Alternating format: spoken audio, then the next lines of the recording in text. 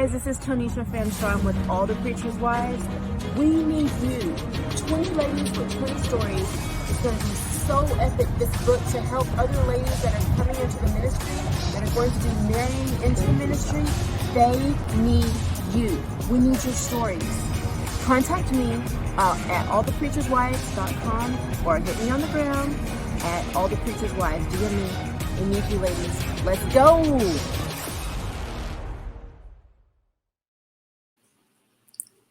Hello, this is Tonisha Fanchon with All the Preacher's Wives. So excited to have another interview for you today. This lady is super duper dynamic, super duper special.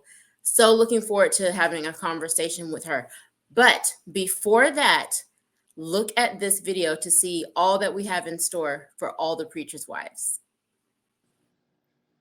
Get ready for All the Preacher's Wives, an anthology and celebration weekend hosted by Tonisha Fanchon, November 11th through the 13th. It's a peek behind the curtain of being a pastor's wife. We are looking for 20 pastors' wives to share their story. So if you are a pastor's wife who is interested in contributing to the book and joining us for the celebration weekend, contact us now at www.allthepreacherswives.com. Space unlimited. Again, www.allthepreacherswives.com.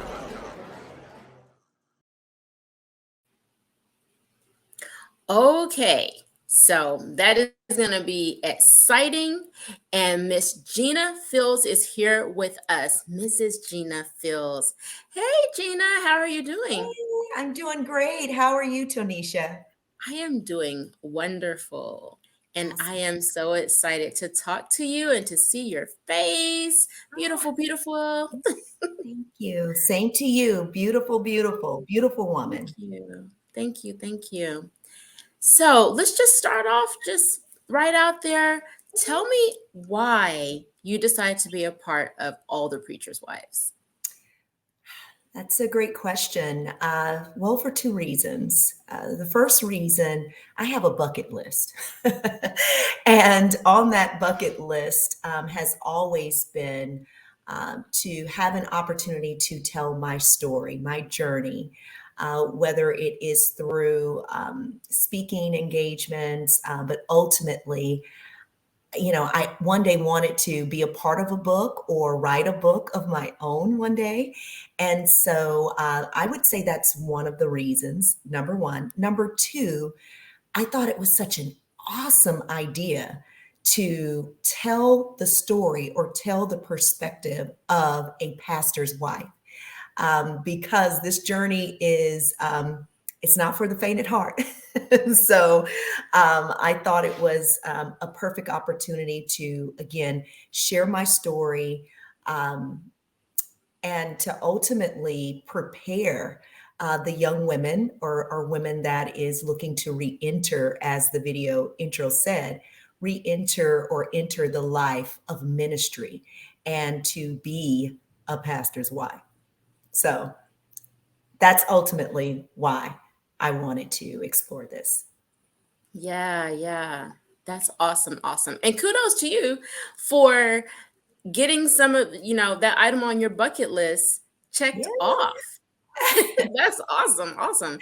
Because a lot of times, you have people and they have a list or one day, someday, out whenever, but this is your day. This is your season right now. So, well, I'm grateful to our Lord and Savior for that, because I believe in his perfect timing. I always do the equation of God's timing as compared to man's timing. And to put things in perspective for me, So if one day to the Lord is 1,000 years, then guess what? What's 12 hours? 500 years, right? What's 6 hours? 125 years. And you can just keep on with that equation. Wow. So that's how I keep humble and keep things in perspective. So that's real good. That's real good. So you talked a little bit about preparation. And I was thinking when you're talking about that, when you kind of entered into this journey as a pastor's wife, did you have any type of preparation beforehand? Absolutely not. Uh, and I can say that definitively. Mm. Okay. Have I been in church all my life? Pretty much, just about. Have I seen women in the church that I aspired to be, or have I seen pastors' wives, right, in the church? Yes. But have I had that tutelage or that one-on-one, interaction and connection? No, I did not. Did I study my word and understood what the Proverbs 31 woman was, the Titus 2 woman, all of these different things that coaches us and teaches us how a woman of God should journey in this mission. Mhm. It's nothing like being in the role of a pastor's wife. So that's why I say definitively, no, I did not have any coaching or tutelage. So So how did that journey start for you? Were you already, when you met your husband, was he already a pastor or not yet? How did that start for you? well, no, he was not. The journey started for me, I guess I could go way back, but like I said, I've always been in the church ever since a little girl, and moved to Texas, to Dallas to finish college and, just to get a fresh outlook on life and everything. And I was searching for a church home. And the only thing that I knew to do was to study my word, try to open up the Bible and study. Nonetheless, my husband was still in Louisiana as I had relocated here to Texas. And again, I started my journey of soul searching, spiritual, awareness, and all of those things. And eventually he moved here. I had joined a church and part of an organization, and he was just not feeling it. He was just, he was like, that's okay. What are you doing? What are you reading? And anyway, fast forward to, I would say the last, I don't know, maybe 15 years, even close to 5 years of our lives. He eventually came around. He started serving in the church. And then about 5 years ago, and I'll tell a little bit more details in my story, the book, but 5 years ago, God called him for the third time and final time and said, Mm. "This is what I want you to do." And so, with that being said, just 5 years ago, he has been the head pastor of our local church. So, yeah. Wow. Hopefully, Wow. that answers your question. So it went from he wasn't really feeling, the ministry that you were involved with or, where you participated at Yeah. to kind of getting involved more to being called. You said three times. Three Yeah. times. Yes, there were three occasions where the leadership, the hand of leadership was turning, was changing. And so the two prior times, our most senior pastor of our church organization, that knew him, knew our family, was like, "Troy, hey, what about you?" And my husband was like, "No, no," and offered up another, man that was in the ministry. And so that man served for about 3 years, right? And well, 3 to 5 years roughly.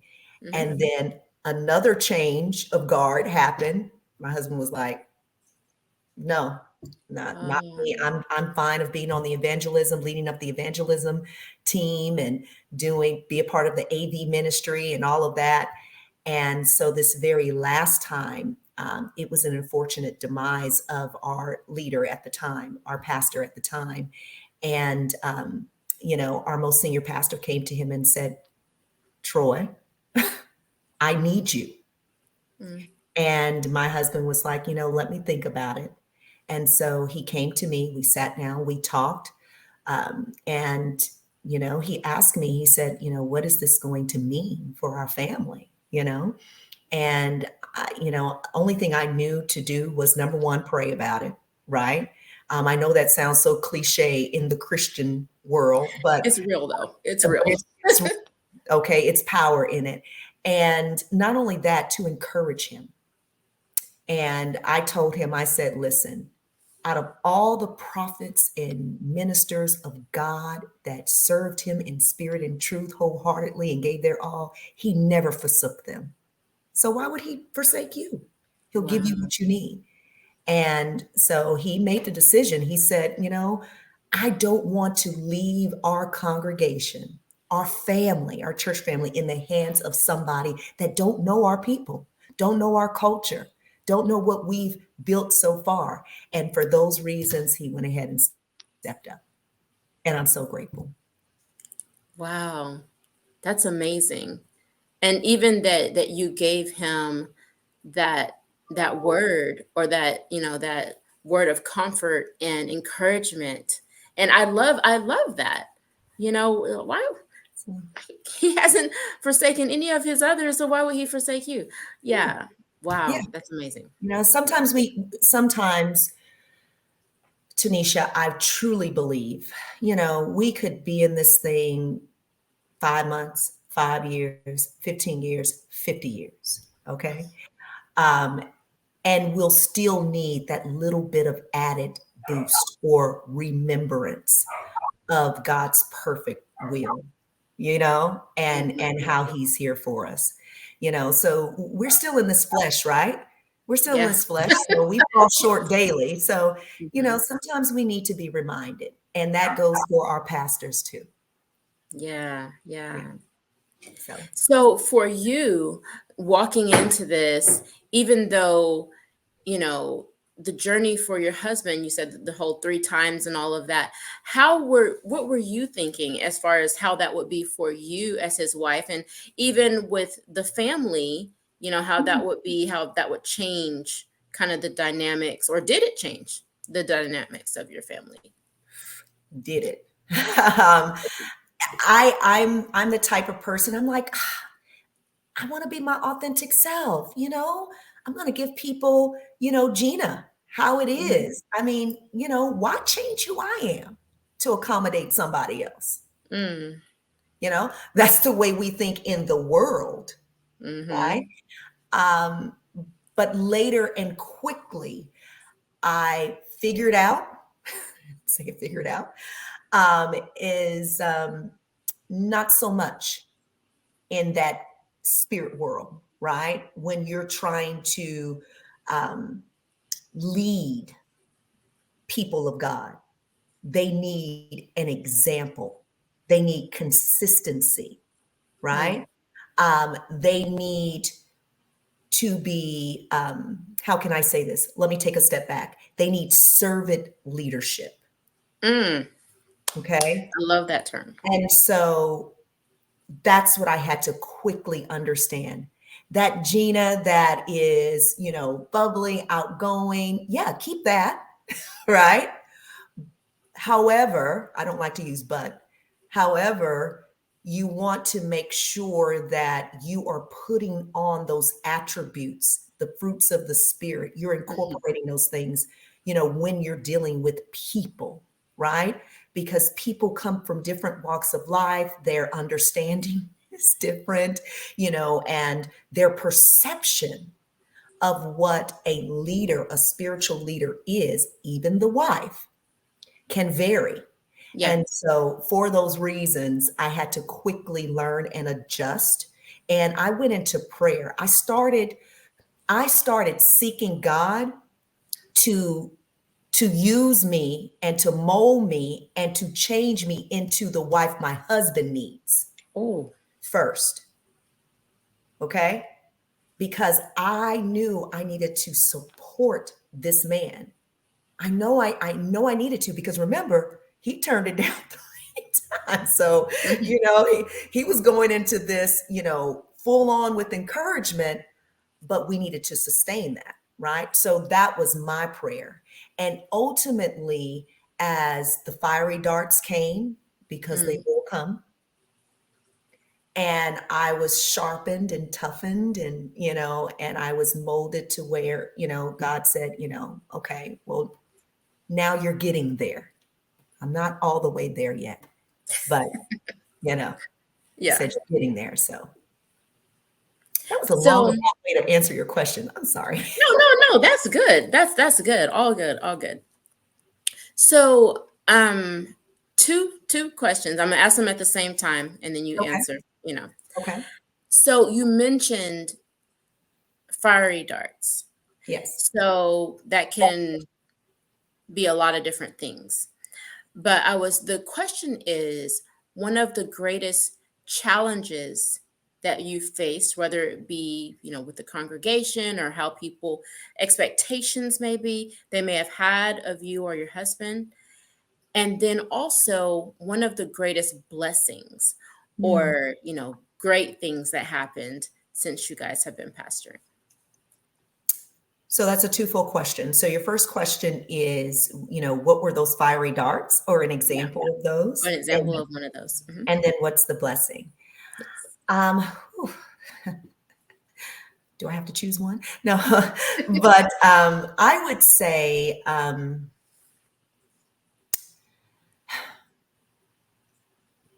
again, in complete transparency, I'm involved in a lot of things, even outside of church, right? And I am a person that if I see a gap that needs to be filled, guess what? I'll try to Jump in. fill it, right? I'll try to jump in. I'm a coordinator, an organizer, just by nature, and I do it also in my professional life. And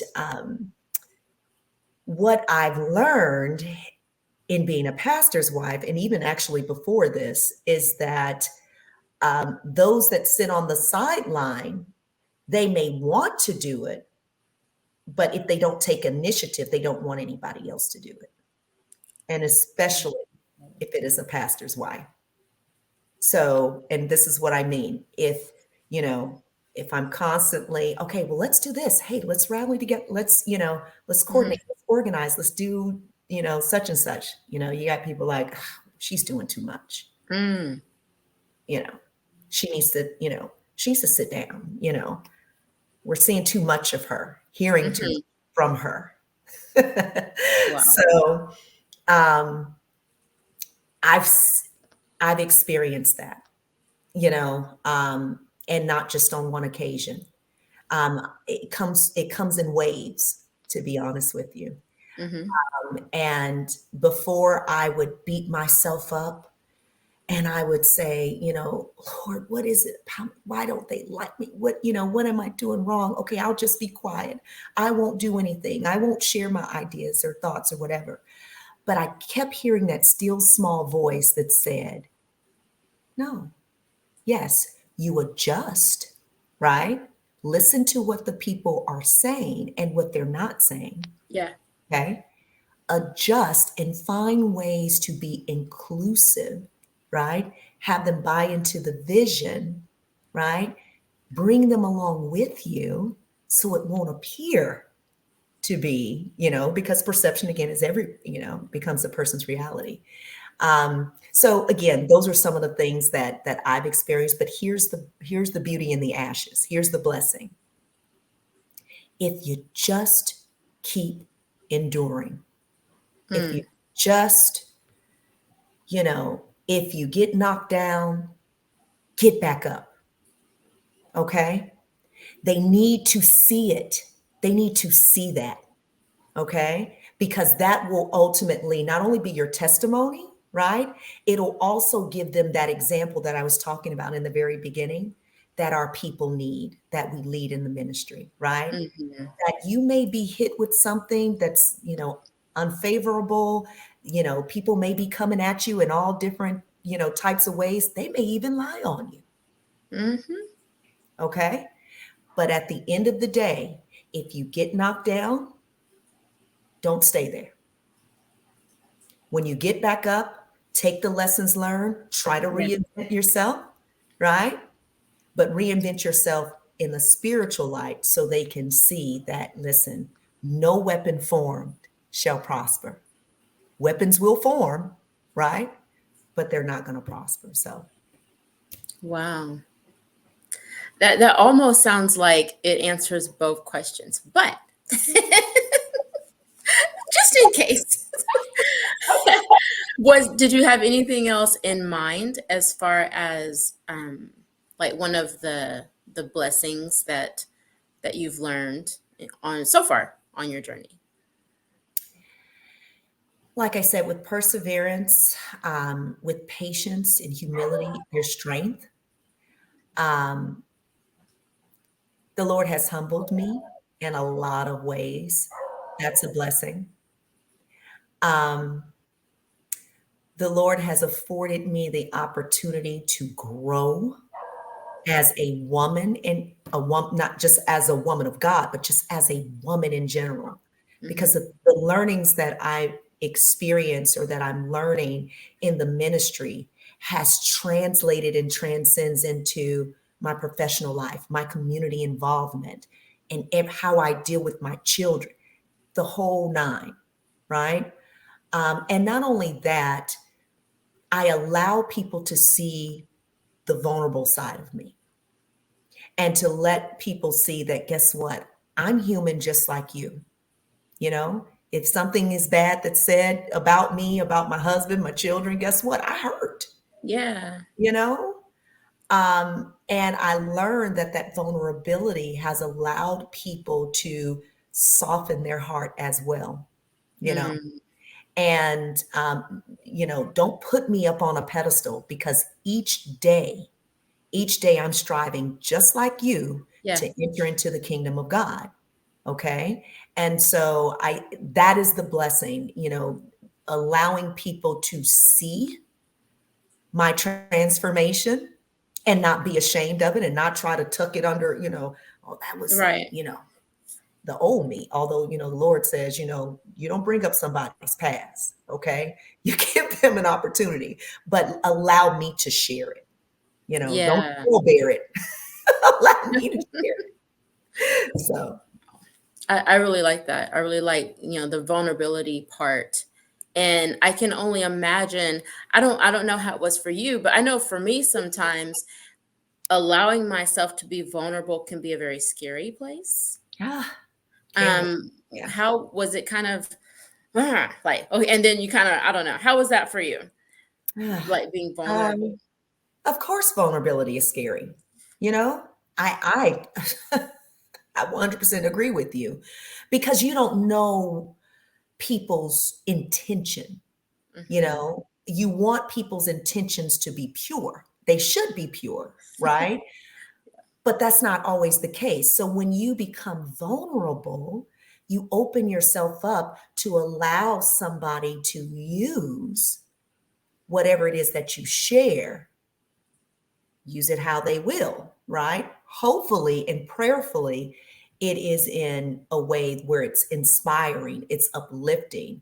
And Hmm. so, yes, vulnerability is a scary place, but it's a necessary place because at the end of the day, even if said persons, right, choose to use it negatively, right, that's held to their charge, not yours. Hmm. Okay. So that's what I have come to the conclusion with about, being vulnerable. Now, I will say this asterisks, okay, asterisks, use discretion with your vulnerability.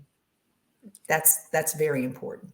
It's important that we women of God in the ministry, pastors' wives, are discreet and discreet. There's two there's two definitions for Okay. that. You know? Explain, because I was like, okay, Yeah. explain those two things. So if you think about discreet, as the word, used in discretion, it means that you temper your words, you make wise decisions on what words you use, how you address certain people. You're modest in your thought process, right? You're always considering the next person or how you will affect or impact someone, right? Okay. Discrete, discrete, right? That's when you are setting yourself apart. Okay. Oh, okay. And so that's what God calls us to be, Yeah. right? Set apart. And so if you combine those, when I combine those two things together, I say, I'm set apart because I'm God's chosen, right? And I need to carry myself as such. And with doing so, I need to use discretion in my speak, discretion how I deal with my fellow brothers and sisters, etc. So That's good. That's good. That's a nugget because yeah, I didn't even know. I didn't think about those two things. So yeah, that's real good. That's real good. good, So good. the last thing that I want to know about, okay, because you've mentioned a couple times your career, your professional life, and all of that. Mhm. So what do you do outside of being a pastor's wife, as far as Well, like profession? yeah. Well, my professional role, I work for a global IT company, and there I'm the director of innovation, specifically for healthcare and life sciences. I also lead an employee resource group. I founded and lead an employee resource group. I work very closely with diversity, equity, and inclusion within the company as well. So I am a champion of the DEI office and some of the initiatives that we're putting forth there. Um, by profession, I've been a clinician for goodness for years prior to going over into the IT world. So health and wellness is just in my fabric, in my DNA. I love to see people um, recover from whatever illness or sickness, or it doesn't even have to be that. It could be a place in their lives where they want to improve, right? Whether it's weight loss, just overall mental health or whatever it is. Um, I've always been an advocate for that. I also have my own fitness brand, shameless plug, Ginaration Fitness. Let's Uh, go. yeah. So, I do that 4 days a week. And, I'm just trying, Tanisha, I'm just trying to allow the Lord to use me in every aspect of my life as long as he so choose while he's giving me the breath of life. That is what I am trying to do. So, That's awesome. I really love that. And okay, I just have to know. Um, is there a correlation or do you see any parallels between your journey as a pastor's wife and serving the Lord in that capacity versus like your professional, the health, the fitness, that type of thing? Have you noticed any parallels with that? Does that make sense? absolutely. Absolutely. That's a great question. Absolutely. I do not separate the two. Hmm. Even though in the workplace and other areas of life, people want you to be politically correct. Um, but as an ambassador for Christ, I do that in every area I am, whether I'm, in the gym, instructing, 20, 50 people, right? Whether I'm in, meetings in the boardroom, I give God praise. I tell people to have blessed and successful weeks. I make sure I drop, those little moments of spiritual inspiration and letting people know where my power comes from. And so there is definitely a direct correlation to my journey as a pastor's wife and my journey in the professional world. I mean, before I started on this journey as a pastor's wife, I always struggled, even when I did not want to be in leadership. Somehow I always found my way back in leadership. I promise. I'm like, turning down things, and here I am, right back into leadership roles. And it has been tough. It has been tough as a quadruple minority. Okay. Mm. Black woman, corporate America, I can go down the list. Won't bore you with that. But nonetheless, it has been a struggle. And the moment I started taking the learnings of my journey and the experiences that I've had being a pastor's wife and incorporating them into my professional life, then I started seeing doors open wider for me. Then I started seeing people feel like I'm more approachable. They weren't so scared. Oh, okay. Okay. Right? Because, Gina's about business, right? But I wanted them to see the softer side of me, because in my mind, I had to work against that double minority, the quadruple minority of being a Black woman. You have to watch what you say. There's always stereotypes, but I'm still trying to climb the corporate ladder, right? I'm still trying to, create a way for myself, a legacy for my family and all this other stuff, where the Lord just had to tell me, listen, push back from the table. Okay. You're trying to eat this whole elephant when you need to take it small bites at a time. Okay. Yeah. And so again, taking the learnings, being knocked down, getting back up, skin getting a little tougher, getting the humility and letting the Lord groom me, allowing him to groom me has opened up wider doors for me in my other areas of life. Wow. I love that. Allowing the Lord to groom you. I like that phrase. Okay. Because we get in our way, Yikes. Yikes. Okay. Don't hit me. Don't hit me. That's a whole nother story. Yeah. Wow. Right. Well, that's all for now. But we're going to be hearing much more from Mrs. Gina, of course, with the anthology, All the Preacher's Wives, and just in the upcoming days, weeks. We're going to hear more from you. I just feel like there's so much more that you have to share.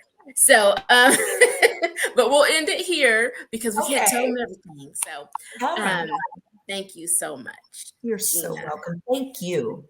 I'm very grateful for this opportunity. I sat down with my husband first before I said yes.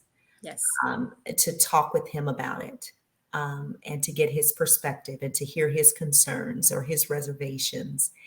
And as we continue, we did a 3-day discussion, by the way. When he gave me my blessing, I knew it was God. So Wow. I appreciate the opportunity.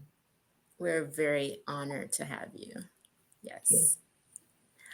All right. So that is all for now.